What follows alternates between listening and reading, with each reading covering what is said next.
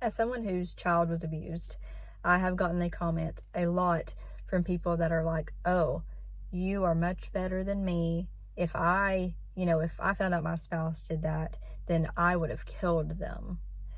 And I can't even count the times that I've gotten that. And it doesn't bother me too bad, because I know that people just don't know what to say. They just say the first thing that comes to mind. They don't really think about it.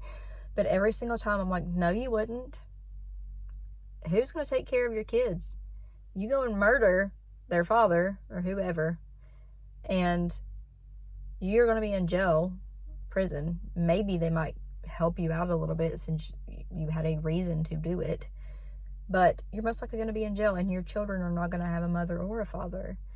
And so when I think about that, I'm like, not me. I put my children before me. My fleshly desires do not come before my children. And that's all I could think about is, I can't go and hurt him. Did I want to? Sure. At first, whenever I found out that my ex-husband shook my daughter when I came out of denial and realized he really did it, of course I wanted to hurt him. Whenever I was holding Christa as she was passing away, the whole process took a few hours. During that time, I was so scared.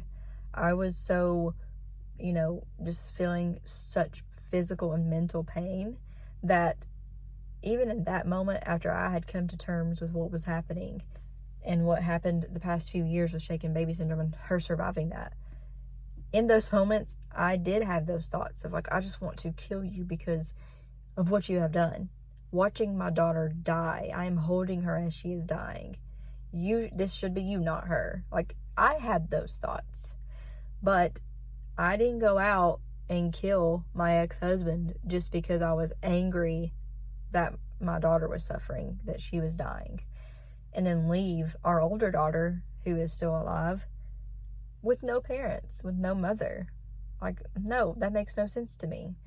And so I suggest, I guess, for anyone out there who might be watching this, if you are going to leave a comment on somebody, like, it doesn't bother me. I know that you just like don't know what to say.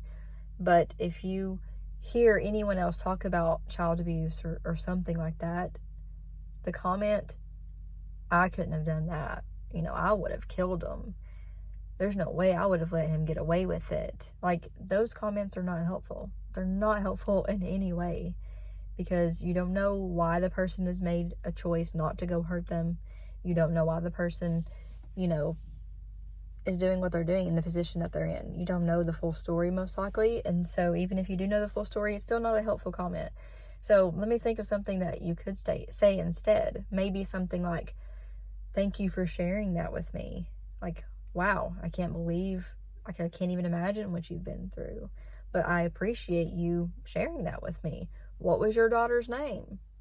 Or how can I pray for you? There's things that you can say that are actually helpful, and not just making that person, because every time I left a conversation where someone said that, I didn't leave feeling good. I left feeling like they just don't know. They don't know what they don't know. But my hope for you is that you can help that person leave the conversation feeling good, feeling like, wow, they actually care.